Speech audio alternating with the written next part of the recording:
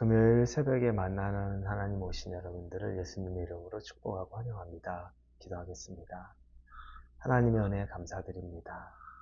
하나님의 사랑에 감사합니다. 우리에게 날마다 찾아오셔서 우리를 놓지 않으시고 인도해 주시니 감사합니다. 하나님 따라 사는 삶에 기쁨 누리기 원합니다. 담대하기 원합니다. 세상의 유혹과 시험 정도는 넉넉히 이기기를 원합니다. 말씀으로 오신 하나님을 기대합니다. 예수님의 이름으로 기도합니다. 아멘. 오늘 말씀은 사도행전 5장입니다. 5장 1절에서 11절까지의 말씀 같이 보겠습니다. 사도행전 5장 1절에서 11절입니다. 같이 읽겠습니다. 아나니아라는 사람이 그의 아내 삽비라와 더불어 소유를 팔아 그 값에서 얼마를 감추매 그 아내도 알더라. 얼마만 가져다가 사도들의 발 앞에 두니 베드로가 이르되 아나니아여 어찌하여 사탄이 내 마음에 가득하여 내가 성령을 속이고 땅값 얼마를 감추었느냐. 땅이 그대로 있을 때에는 내 땅이 아니며 판 후에도 내 마음대로 할 수가 없더냐. 어찌하여 이 일을 내 마음에 두었느냐. 사람에게 거짓말한 것이 아니요 하나님께로다. 아나니아가 이 말을 듣고 엎드려져 혼이 떠나니 이 일을 듣는 사람이 다 크게 두려워하더라. 젊은 사람들이 일어나 시신을 싸서 메고 나가 장사하니라.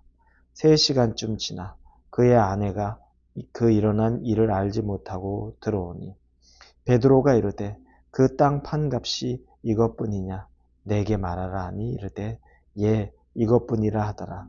베드로가 이르되 너희가 어찌 함께 꾀하여 주의 영을 시험하려 하느냐. 보라 내 남편을 장사하고 오는 사람들의 발이 문 앞에 이르렀으니 또 너를 메어 내가리라 하니 곧 그가 베드로의 발 앞에 엎드려져 혼이 떠나는지라. 젊은 사람들이 들어와 죽은 것을 보고 메어다가 그의 남편 곁에 장사하니 온 교회와 이 일을 듣는 사람들이 다 크게 두려워하니라. 아멘. 오늘 본문은 아주 무거운 내용이죠. 지금까지 우리가 사도행전을 읽을 때 사도행전의 분위기는 성령에 충만했고 또 그 성령 충만한 사람들이 성령 충만한 삶을 사는 모습들을 보여주었습니다. 그래서 가난한 자가 없이 모두가 자기의 것을 나누고도 기뻐하는 그런 모습들이 우리가 본 사도행전의 모습이었습니다. 그런데 갑자기 화면이 5장으로 가면서 바뀌는데 오늘 아나니아와 삽비라라는 부부가 등장합니다. 결론은 그 두 부부는 죽음을 맞이하게 되는데 그 과정이 굉장히 안타깝고 또 아쉬움도 남고 또 슬픈 내용입니다.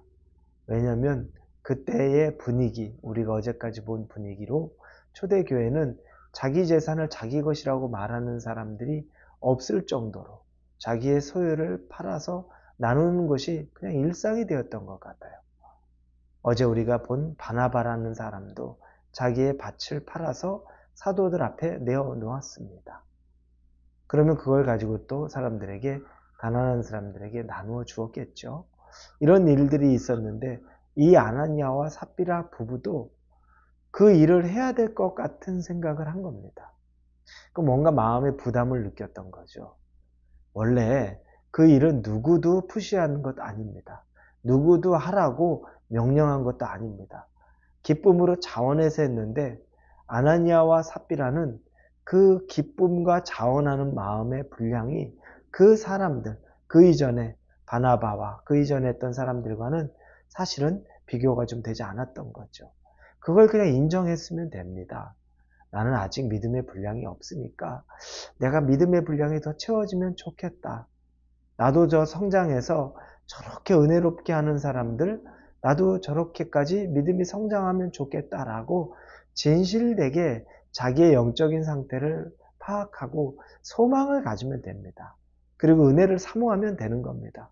하나님은 그걸 더 기뻐하죠. 그런데 아나니아와 삽비라는 가만 보니까 옆에서 자기의 소유를 팔아서 제자들 앞에, 사도들 앞에 내어놓는 사람들, 그렇게 사람들에게 그러면서 인정받았을 거 아닙니까? 그 사람들은 부러운 겁니다.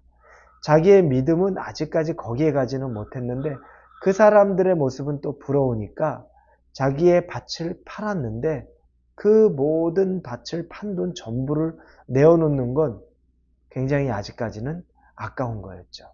그래서 그 일부를 숨겨놓습니다. 하지 않았으면 더 나을 법한 일을 한 거죠. 그리고 나서 그것이 전부인 것처럼 사도들 앞에 내어놓았던 겁니다.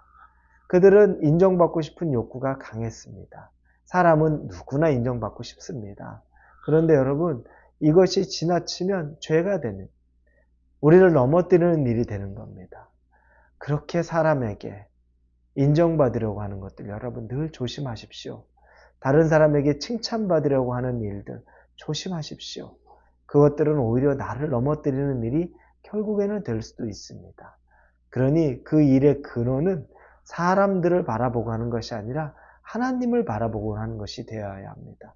전적으로 하나님을 바라보고 드리는 물질이었을 때 바나바와 같은 그와 같은 일을 할 수 있을 텐데 하나님을 바라보지 못하고 사람의 인정을 받고 싶었던 것이기 때문에 마음에 욕심은 그대로 남아 있었던 거고 아까웠던 거죠.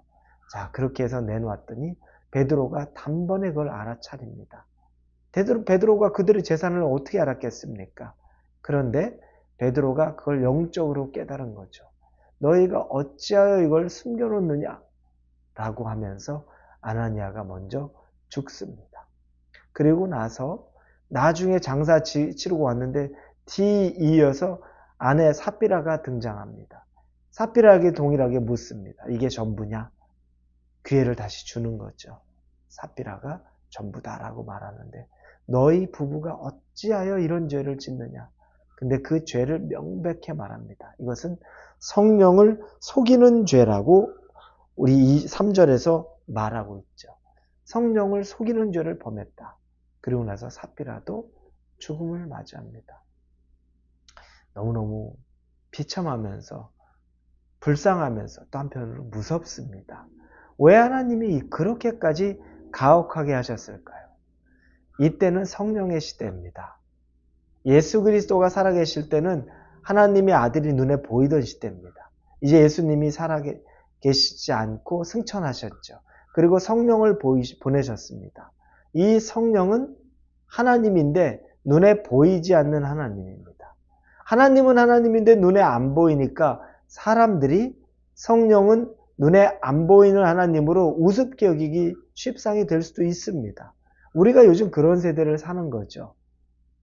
성령의 세대를 살아가는데 우리 눈에도 하나님이 안 보이니까 사람들 눈은 의식하고 사람들은 우리가 눈 피해서 죄를 짓고 교회에서는 죄를 안 짓는데 교회 밖에 나오면 일상생활에서는 죄 짓는 것. 이유가 다 거기에 있죠. 그런데 그 밑에 깔려 있는 건 성령 하나님, 즉 눈에 보이지 않는 하나님을 인정하지 않는 겁니다.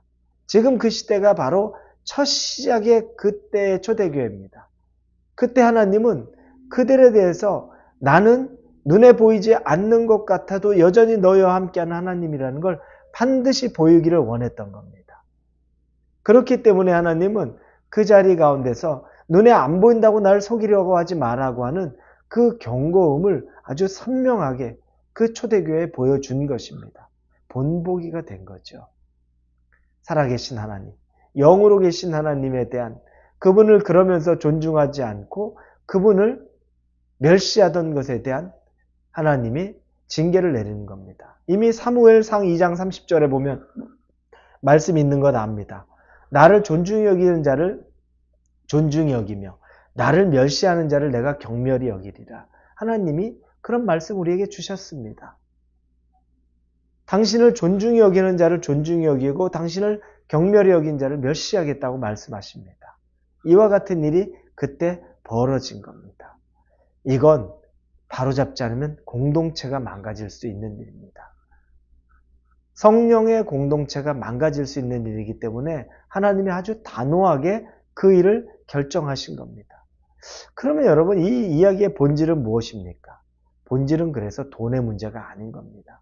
물질을 얼마나 다 내놓느냐, 내놓지 않았느냐, 돈의 문제 아니라 하나님과의 관계의 문제입니다. 그래서 베드로가 분명히 얘기했죠. 이 재산 다 너희 건데 팔라 니들이 마음대로 할 수 있는 건데 왜 그거 가지고서 이렇게 죄를 짓느냐. 네 재산 우리 재산도 아니 네 재산이다. 돈의 문제가 아니라 하나님과의 관계의 문제가 잘못되었다는 것을 반드시 지적하고 있는 겁니다. 여러분, 우리가 지금 살아가고 있는 많은 문제는 눈에 보이는 어떤 현상의 죄의 문제는요, 그게 그냥 그 현상의 죄의 문제가 아닙니다. 그 문제를 들어가면 하나님과의 관계의 문제예요. 하나님을 인정하지 않는 것, 하나님을 의식하지 않는 것, 바로 그것이 죄가 된다는 겁니다. 여러분, 하나님을 의식하십시오. 하나님을 인정하십시오.